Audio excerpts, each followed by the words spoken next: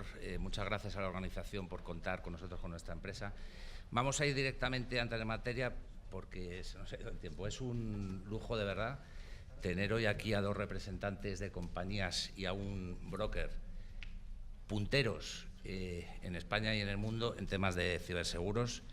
Y lo primero que quería preguntarles, para poner en antecedentes, es cómo funciona una póliza de ciber. Os lo voy a preguntar a vosotros, Carlos y Santiago, por favor.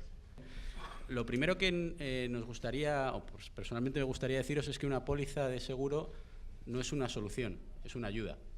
Cuando la mayoría de la gente me pregunta si hace falta asegurarse con una póliza de ciber, le digo que no, que ayuda, pero no soluciona. Y siempre pongo el mismo ejemplo. Este edificio que estamos viendo aquí, llevo fijándome toda la mañana, está protegido contra incendios, tiene unos sprinklers magníficos, tiene extintores, tiene de todo. Y aún así, seguramente, vamos, estoy 100% seguro, Bankia lo tiene, contrata una póliza de incendios para protegerse. ¿Por qué? Porque hay una parte del riesgo que tú haces todo lo posible por controlar, pero que no puedes controlar. Y eso puedes asegurarlo tú y meter una provisión en tus balances y aguantarlo, o externalizar esa parte de riesgo a una póliza de seguros. Una póliza de seguros lo que viene a hacer es, particularmente estas de ciberriesgo, ayudar a transferir esa parte del riesgo, pero también a hacer una gestión eficaz del incidente. No voy a hablar ni siquiera de siniestro. Cuando tú tienes una póliza de seguros como esta, y hemos visto durante toda la mañana, hay una serie de cosas que tienes que activar a la vez. Tienes que activar forenses para saber qué te ha pasado, tienes que activar a gente, como hablábamos el panel anterior, para ver la repercusión en medios. Tienes que tener gente legal que te informe, porque con la nueva normativa que viene en camino, cualquier tipo de responsabilidad de no comunicar o lo que comuniques a tus clientes puede tener una consecuencia muy, muy grave. Entonces, ¿qué ayuda a la póliza? La póliza ayuda a todo eso, insisto, a transferir el riesgo y a hacer una gestión eficaz de incidente. Muy bien, gracias. Carlos, por favor. Mismo mensaje y nada, simplemente que las empresas lo que tienen que identificar es cuál es su apetito al riesgo, dónde quieren estar y dónde están, porque no hay que concienciar.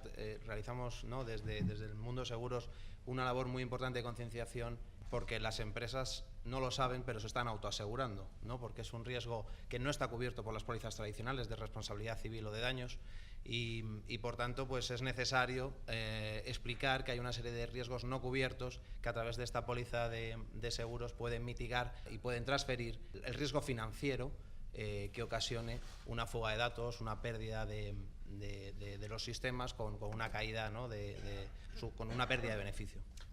Pues muy brevemente, entonces, ¿cuáles son las coberturas más destacadas? Bueno, las coberturas principales es... hay una parte de responsabilidad civil frente a terceros. Imagínense que hay una fuga de datos y que sale a luz información personal de terceros. Esos terceros pueden reclamar al responsable del fichero, al responsable, ¿no?, de esa custodia, y entonces la póliza pagaría gastos de defensa y los perjuicios financieros, ¿no?, ocasionados. Luego habría una parte de sanciones, ¿no? Como ha comentado Santiago, hay un cambio normativo, como saben, en mayo de 2018 bueno, ya está en vigor, pero por así decirlo, el nuevo Reglamento Europeo de Protección de Datos, que principalmente tiene dos grandes cambios frente a la LOPD. Uno de ellos son las sanciones, el régimen sancionador. ¿No? Están hablando de que puede llegar hasta 20 millones, un 4% global de la facturación de la compañía, y el proceso de notificación va a ser obligatorio actualmente nada más para el sector telecomunicaciones. A partir de mayo del año que viene va a ser obligatorio notificar a todos los afectados de que a todos los afectados, ¿no?, personas físicas, de que había una brecha de seguridad, ¿no? Por tanto, eso también se van a incurrir en una serie de gastos de notificación a los afectados, porque tiene que ser una comunicación, como antes comentaban los expertos. Además dice el reglamento que tiene que ser fehaciente, ¿no? A lo mejor con enviar un correo electrónico no es suficiente. Luego, por otro lado, tendríamos la pérdida de beneficio, ¿no? Imagínense que hay un fallo de seguridad, un fallo de sistemas que tira abajo el sistema informático de la compañía, deja de ganar dinero, ¿no? Pues todo eso, ¿no?, ¿qué es lo que tendría que haber ganado y no lo he hecho, ¿no?, debido a esa caída de sistemas informáticos? Es lo que cubriría, ¿no? Ese daño propio cubriría todo ese dinero, ¿no? Y luego, pues bueno, gastos en gestión de crisis, ¿no? Gastos de consultores técnicos, legales, forenses, gastos de recuperación, una serie de gastos para mitigar la crisis. y principalmente, y luego con el tema de la ciberextorsión, ¿no? Que también es el siniestro más frecuente que estamos recibiendo, ¿no? Sería el reembolso para poner fin a una amenaza de extorsión cibernética, pues serían las principales coberturas. De acuerdo, gracias. Pablo, una cuestión, porque yo no he encontrado datos. A ver si tienes datos de ventas ciber en todo el mundo o en España aproximados, pues yo he sido incapaz. No son fáciles de encontrar. Desde el mundo del brokeraje, en tanto en cuanto intermediamos buena parte, por no decir la gran mayoría, de las coberturas que hay en asuntos de cyber, tenemos nuestras cifras y nuestras estimaciones. Entonces, en el mercado global, por ejemplo, del seguro de cyber, pues a día de hoy las primas contratadas estarán en torno a 2.500, 3.000 millones de dólares. Las previsiones son de un crecimiento exponencial. Nuestra estimación es que para el 2020 llegarán a los 10.000 millones de dólares, lo cual sigue representando una minucia en comparación con las coberturas que tenemos en otros ramos tradicionales.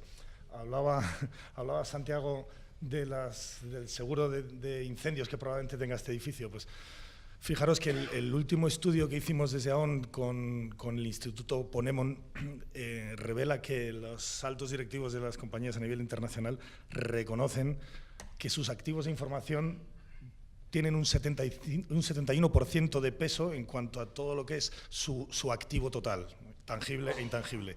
Y sin embargo, el nivel de aseguramiento que tiene sobre estos activos de información es infinitamente menor. De hecho, la estimación que os acabo de decir para el 2020 es de 10.000 millones de dólares en cuanto a primas de cyber, mientras que los seguros tradicionales de daños estamos hablando de 151 billion, o sea, 151.000 millones a día de hoy, frente a los 10.000 que estimamos que en el 2020 habrá en seguros cyber. Entonces, obviamente queda un gran camino por recorrer, sobre todo teniendo en cuenta, y no sé si me estoy anticipando a una pregunta posterior, pero que, como bien han comentado mis compañeros antes, el seguro de cyber, o sea, no es una medida de seguridad en sí, sino que es la última línea de defensa. Es decir, el seguro está para activarse cuando todo lo demás falló.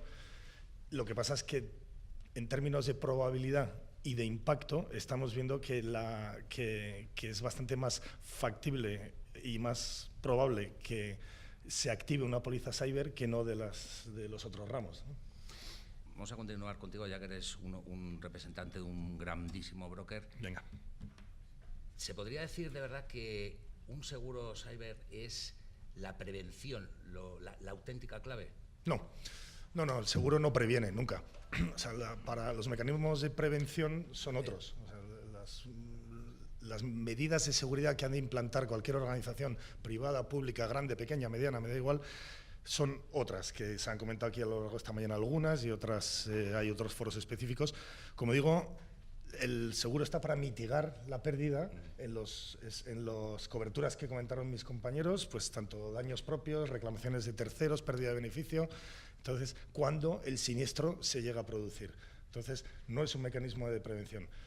Otra cosa es que, claro, como en las grandes compañías, por lo menos aquí en España, existe, y a niveles de alta dirección, existe poco conocimiento y poca concienciación acerca de esta materia, pues quieras que no, en muchos comités de dirección y sobre todo en consejos siguen pensando que esto de la ciberseguridad es una cosa del departamento de seguridad, que no tiene impacto en el negocio y que además solo pasa en Estados Unidos o en otros lados, que aquí no. Bueno, pues todos estos axiomas se están derrumbando día a día, ¿no? Entonces esa concienciación está haciendo que estas medidas, que insisto no son preventivas, se estén implantando. Es que precisamente por eso te lo preguntaba, porque los últimos datos que vi apuntaban a que 3 de cada 4 pymes son objeto de un ataque, y además son la puerta de entrada a otras grandes organizaciones de las que además son proveedoras. Eso es un auténtico peligro en un país como España, con este tejido empresarial. Y precisamente la pregunta era, ¿de verdad son conscientes las pymes, sobre todo, y las organizaciones en España, del peligro real y las consecuencias a las que se exponen? Claramente no. Es un camino que tenemos que hacer entre todos.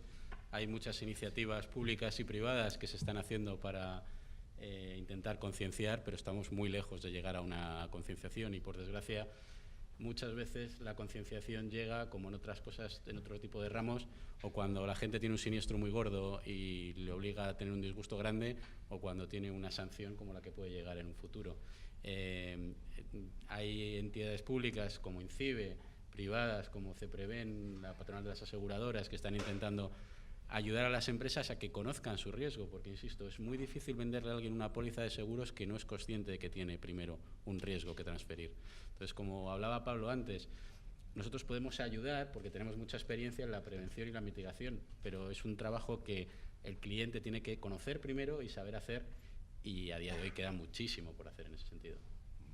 Carlos, ¿cómo se trabaja? No, y aunque queda mucho por hacer, pero yo soy positivo y sí que veo un cambio de los últimos años aquí, a la pyme que no es de Madrid, de Cataluña y de Barcelona, quiero decir, porque hay muchos tipos de pymes, pero ya le empiezas a hablar de ciberextorsión, de tal, y entonces sí, me suena, he oído, conozco a alguien, o sea, que cada vez más, ¿no? Son conscientes de que hay peligros y que su negocio pues puede ser devastadora, ¿no? Los perjuicios financieros ocasionados que le puede hacer paralizar la actividad. Sí, por favor, Pablo. Quería añadir a esto que dos cosas. La primera es que uno de los grandes problemas de la pyme, además, es que probablemente no puede sobrevivir a un ataque relevante. Es decir, una gran corporación pues utiliza el seguro para proteger su balance, para grandes daños o siniestros muy importantes, pero de una manera u otra, con una baja de la cotización, con un impacto mayor o menor, probablemente sobrevivirá. En la PYME tenemos muchos estudios que hablan de que más del 50% no sobrevive a los 6 meses después de un ataque, porque todas estas gastos y todas estas implicaciones legales, regulatorias a las que afrontan, pues no están capacitadas para ello. Y si no están cubiertos por una póliza, pues desde luego tienen un problema. Y el segundo tema que quería enlazar con esto es que precisamente unas labores que hacemos desde el brokeraje es el asesorar a las compañías, ya sean grandes, medianas o pequeñas, en cómo protegerse o cómo llevar a cabo un ejercicio de ciberaseguramiento. Y me explico. Esta mañana a primera hora Ignacio Cea lo comentó, que para Bankia una de las principales líneas de actuación es la contratación de un ciberseguro y que están estudiando cómo hacerlo y qué hacerlo. Es que desde mi punto de vista esa es la forma correcta. Una organización no se compra un seguro como lo hace con el del coche, entre otras cosas porque en este ramo existen muchas diferencias entre unas coberturas, entre unas pólizas y otras. Entonces, nosotros lo que recomendamos y que hacemos para nuestros clientes es llevar a cabo ese ejercicio previo de, primero, voy a identificar cuál es mi universo de riesgos, ¿no? Voy a ver qué controles tengo implantados y, por tanto, qué riesgos residuales. Y una vez que conozco y cuantifico económicamente esos riesgos residuales, pues ya tomo la decisión informada de, oye, este riesgo lo asumo, este riesgo lo mitigo, porque me sale coste efectivo implantar controles adicionales, y esta otra parte del riesgo la transfiero al mercado asegurador. Pero claro, con un conocimiento de causa previo. ¿Cómo debe ser una buena valoración de ese mapa de riesgos de una empresa para dar lugar a un buen programa de aseguramiento? Vivimos en un país de complejos. Y hay una cosa que a mí me irrita mucho cada vez que veo en la prensa y en todas las noticias que España es el tercer país más atacado del mundo después de Estados Unidos e Inglaterra. Yo tengo la suerte o la desgracia de trabajar ahora con la Unión Europea en los temas de GDPR, de la protección de datos, y España está mucho más avanzado que muchos de los países europeos. Que quede mucho por hacer en la PYME no quiere decir que estemos en el vagón de cola. No, estamos en el vagón delantero, pero queda mucho por hacer. Entonces, junto con lo que preguntabas tú, los clientes de un tamaño mediano o grande cada vez están identificando más cuál es su exposición. Es decir, cada tipo de empresa tiene una exposición distinta, tiene unos riesgos distintos. ¿Y qué mecanismos tiene para mitigarlo? Es más, las grandes empresas españolas a día de hoy, igual que sus empleados hacen simulacros de incendio, están empezando a hacer simulacros de ciberriesgos, de ataques de ciberriesgo, envolviendo incluso al Consejo de Administración de las compañías. Eso demuestra que hay una mayor cultura. ¿Cómo llega eso a las pymes? Pues es muy complicado y tardará su tiempo en hacerse.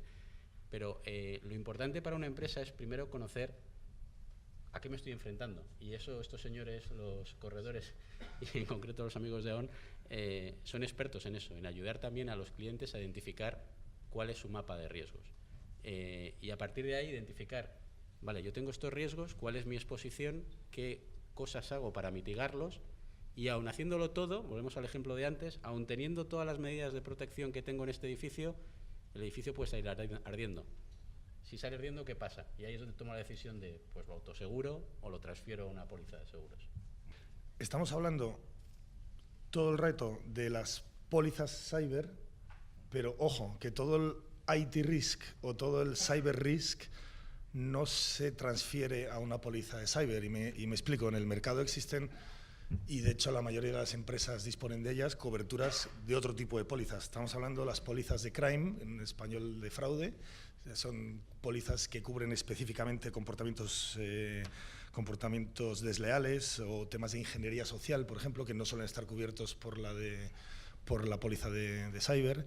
Existe la propia póliza de daños materiales. Pues está claro que un ciberevento puede derivar y ocasionar daños materiales.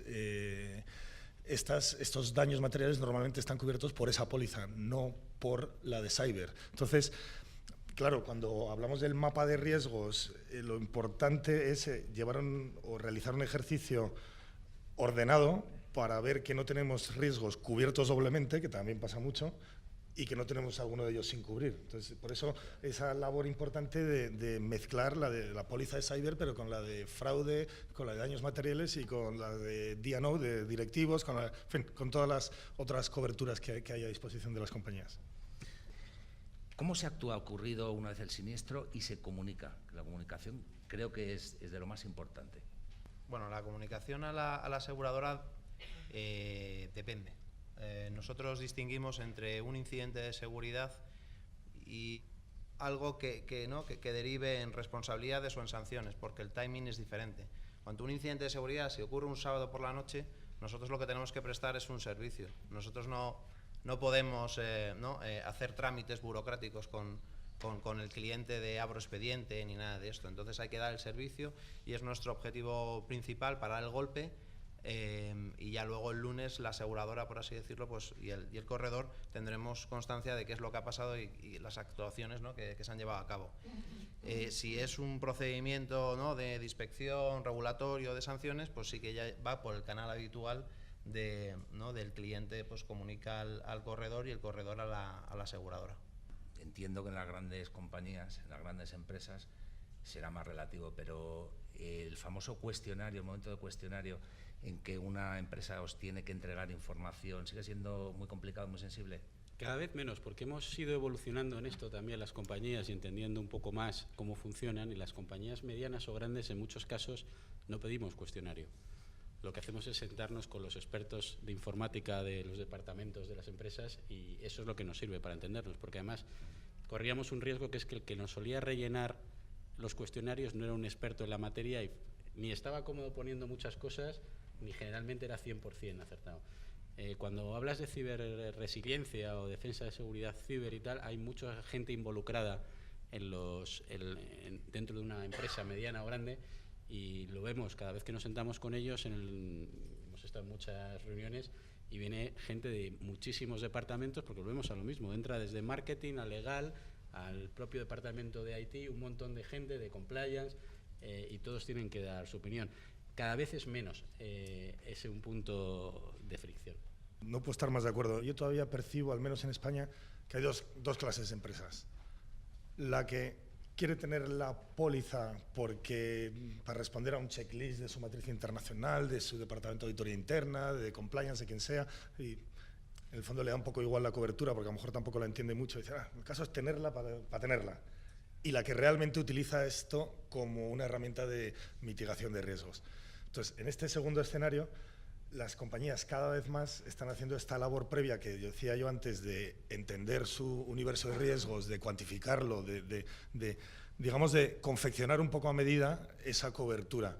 Entonces, en ese escenario, ¿qué es lo que pasa? Que tanto la compañía se siente más cómoda, no rellenando unos cuestionarios que nunca se sabe tal, y la aseguradora se siente mucho más cómoda asumiendo ese riesgo, porque claro, nunca, en el fondo, si una empresa rellena un cuestionario diciendo 3 cosillas, pues claro, asumir el riesgo por parte de la aseguradora pues es complicado, mientras que si tienes mucho más conocimiento de causa y mucho más información sobre los riesgos reales y los controles reales que tiene implantada la organización, pues obviamente la cobertura pues se hace de otra manera. A mí me gustaría finalizar con que el cuestionario es importante, independientemente de que muchas veces no hay empresas, pues infraestructuras críticas, que por el tipo de información que manejan pues prefieren decírtelo personalmente.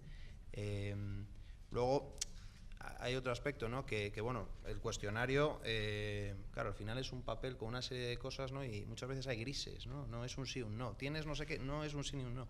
Entonces también, ¿no?, el tener esa reunión y que te expliquen esos matices, pues es realmente importante, pero si bien es cierto que es necesario tener una especie de aunque sea una declaración de no siniestralidad, ¿no?, como evidencia, porque no se hacen controles efectivos, ¿no? Esto es importante. O sea, nosotros el cuestionario no deja de ser parte del contrato de seguros y la aseguradora no realiza controles efectivos, no va allí con los auditores a chequear si lo que está diciendo de que estos controles, que tienen un firewall perimetral, que tienen un plan de continuidad, si es correcto o no es correcto, ¿no? El sector asegurador está siempre en vanguardia, sobre todo en la creación de productos, adelantándose a la demanda. La oferta es muy flexible, muy adelantada y ha mejorado además mucho en los últimos años. Pero desde vuestro punto de vista como aseguradoras, ¿qué echáis de menos, qué falta, que se debería introducir y que es ajeno a vosotros? Yo creo que lo que falta es un poco de madurez en el mercado todavía y de conocimiento de coberturas a nivel país. Nosotros llevamos vendiendo, tanto AIG como CHAP llevan vendiendo más de 20 años estos productos en Estados Unidos. Nosotros conocemos muy bien el producto y conocemos muy bien hasta dónde puede llegar y hasta dónde no. Es cierto que el marco legal en Estados Unidos es totalmente distinto que en la Unión Europea, pero cada vez las ciberamenazas son más globales. Yo creo que cuando llegue un proceso mayor de madurez, la gente, hablaba Pablo antes, por desgracia hay empresas pymes en España que van a cerrar por un siniestro.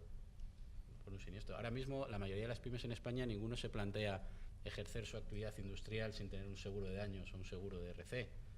¿Por qué? Porque ni se les pasa por la cabeza a la mayoría de ellos, sería una temeridad. Eso acabará pasando con ciber y cuando el mercado sea suficientemente maduro para ellos, llegaremos a un momento en el que la gente ni se plantea hacer cualquier actividad industrial o tener una empresa sin tener esas 3 pólizas, ¿no? Hasta que eso no llegue, pues es un proceso de madurez donde cada vez entrarán más competidores, la oferta está creciendo en el mercado y es lógico y es bueno y es bienvenido. Lo que tiene que haber es, tanto de las administraciones públicas como del sector privado, un impulso para que la gente lo entienda. Porque, insisto, es muy triste ver empresas que te vienen después de charlas como esta diciendo, pues yo he acabado en una habitación de un hotel pagándole a un señor un dinero que me ha dicho que iba a transferir bitcoins y le dices, vale, ¿y qué? ¿Has conseguido algo? No, perder el dinero. Estas cosas pasan y en España somos muy dados a tener todo bajo la alfombra y que no pasen. El problema es la severidad y probablemente algún siniestro cyber, alguna empresa medianita le va a dar un disgusto muy, muy grande. A ver, lo de la falta de madurez para mí es total en el mercado europeo en general y español en particular. Pues, fíjate que en Estados Unidos, dices hace 20 años, bueno, para mí la clave fue que hace 10 años en el estado de California, me parece que fue primero y luego en todos los demás, se publicó la normativa que obligaba a las compañías a hacer públicas sus brechas de seguridad, ¿no? sus incidentes de seguridad. Entonces, eso, si ves la gráfica que mencionaba yo antes al principio de la evolución de la contratación de pólizas de cyber, pues eso cambió el mercado estadounidense hace 10 años.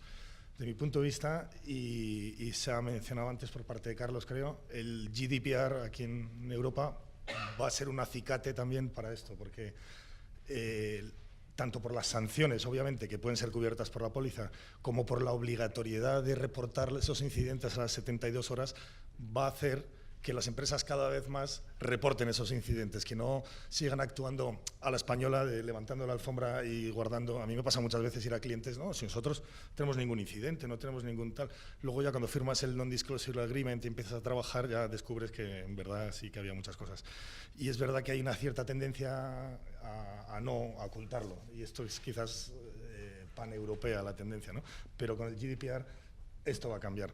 Y esto, digamos, es lo que va a hacer que en Europa crezcan estas coberturas, Pero no solo esto, y si me dejas toco otro tema, que es, que porque has hablado antes de la innovación o de los nuevos productos o nuevas coberturas, es la tormenta perfecta esto, ¿no? Porque a todo lo que he mencionado antes se suma que existen nuevos áreas de riesgo, lo que llamamos desde la perspectiva técnica los vectores de riesgo, ¿no?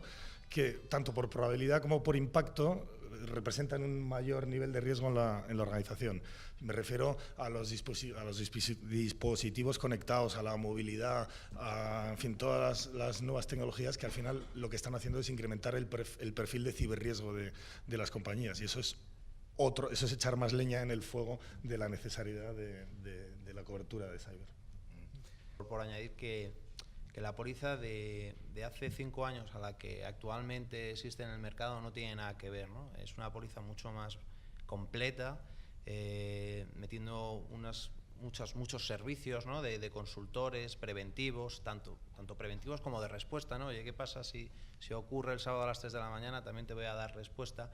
Y luego esa evolución yo considero que también vamos a ver ahora las pólizas de ciberriesgos mezclándose con la infidelidad de empleados. Antes se comentaba en la parte de fraude el tema de suplantación de proveedores, de suplantación del empleado que cambia un número de cuenta, ¿no? Pues esto ya también lo estamos viendo en el mercado de seguros de ciberriesgos, ¿no? Que también cada vez más vamos a ver esas coberturas, suplantación, ¿no? de fraude al CEO y todas estas cosas también ya son coberturas que vamos a ir viendo. Vamos a ir finalizando y sí, en esa línea quería preguntaros ¿cuáles van a ser las tendencias aseguradoras de futuro? Me encantaría tener una bola de cristal y poder decírtelo. Te puedo contar cuáles son los patrones que estamos viendo ahora, como comentaba Pablo un poco, y los vectores que estamos viendo. Evidentemente GDPR va a ayudar, pero es cierto que en España teníamos una ley de protección de datos bastante potente que creaba también una cierta concienciación de riesgos que en otros países, insisto, ni Francia, ni Alemania, ni muchos otros países, ni siquiera el Reino Unido, tiene en muchos casos. Y lo que estamos viendo es que está cayendo hacia abajo. Cuando digo cayendo hacia abajo es cierto que las empresas del IBEX 35, casi todas, tienen su póliza de ciberriesgo ya o están en proceso de comprarlo. Un escalón por debajo también están muchas empresas comprándolo, pero estamos viendo que se está democratizando un poquito más el producto y va a ir hacia las pymes. ¿Cómo evolucionará esto? Habrá que verlo, hay distintas tendencias en el mercado. Es muy interesante ver que determinadas compañías más generalistas lo que están vendiendo ahora son coberturas pre-incidente. No son pólizas, venden como pólizas de ciberriesgo, pero no son pólizas de ciberriesgo en los términos que estamos hablando aquí hoy. Son pólizas que antes estaban en las coberturas de las pólizas de hogar y de todas estas, y las han sacado fuera y las están vendiendo como un producto que es pre-incidente, no dan coberturas. Sin embargo, hay otras compañías que sí estamos dando estas coberturas después del incidente, pero que también estamos ayudando ya a valorar y a mitigar el riesgo antes de que ocurra el incidente. Dependerá un poco de cómo vaya evolucionando la oferta y la demanda, pero la previsión que tenemos nosotros es que va a crecer, es un mercado que va a crecer exponencialmente en los próximos años. Yo creo que para profundizar realmente haría falta un análisis sectorial, porque no es lo mismo en un sector que en otro. O sea, y os digo mi experiencia o la que tenemos desde AON. Por ejemplo, el sector financiero, cada vez más la cobertura cyber se va alineando con la cobertura crime, se van complementando una con otra, es decir, los temas de fraude en tarjetas, suplantación de identidad, coberturas tradicionales de la póliza de fraude se van solapando o tienden a ello. De hecho, aún, por ejemplo, lanzamos un producto con varias aseguradoras que es una cobertura múltiple que tiene todo esto. Yo creo que en el sector financiero eso es una clara tendencia. Sector industrial, para mí este es el que más impacto va a tener porque, claro, la póliza de cyber, que tradicionalmente es una póliza muy de IT risk, de Information Technology, cada vez necesita más el OT, el Operational Technology. Me refiero pues eso, a todos los telemedidores, a todo, bueno, cualquier dispositivo que hace operar a las empresas industriales, muchas de ellas cada vez más tecnologizadas. Entonces, esas coberturas IT van a ir trasladándose hacia OT, que nuevamente desde una perspectiva aseguradora implica el combinar la cobertura cyber con la cobertura de daños materiales. Y nosotros tenemos casos reales, y estoy pensando en una IBEX 35 española que cuando el WannaCry tuvo un impacto que no solo afectó a sus puestos de usuarios, sino que afectó a ciertos dispositivos hard que nunca te hubieras pensado que podían afectar. Pues lo hizo y de hecho la reposición está siendo bastante complicada y bastante costosa. Y luego en otros sectores, pues no sé, el sector público, pues digo yo que acabará despertando a esto también, porque hasta ahora se le ha visto poco por aquí en España. Y en otros sectores, pues el sector retail, tal, que es un gran consumidor de estas pólizas, pues una combinación de ambas cosas.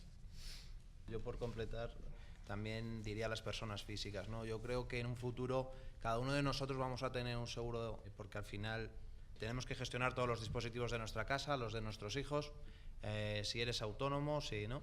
Entonces, eso también lo veo en un corto periodo de plazo que todos nosotros tengamos uno. Os quería dar un dato que manejábamos desde AON. El año pasado nosotros intermediamos 450 millones de dólares en pólizas de cyber, de las cuales el 81,5% era en los Estados Unidos. Todavía, estoy hablando del 2016. El 17 todo parece indicar que ese 81 irá bajando porque irá creciendo el de EMEA o el de Europa. Entonces, eso es un dato que a mí me hace reflexionar mucho, junto con el que mencioné antes del informe de Ponemon, de la subasegurabilidad que existe de los bienes de información. Entonces, yo ese dato lo quería lanzar para que la gente lo tenga en la mente y sepa pues, hacia dónde vamos, ¿no? Hacia dónde yo creo que vamos, ¿no? Sí, pues tampoco tengo la bola de cristal, pero... Muy revelador. Muy bien, pues muchísimas gracias a todos y a la organización.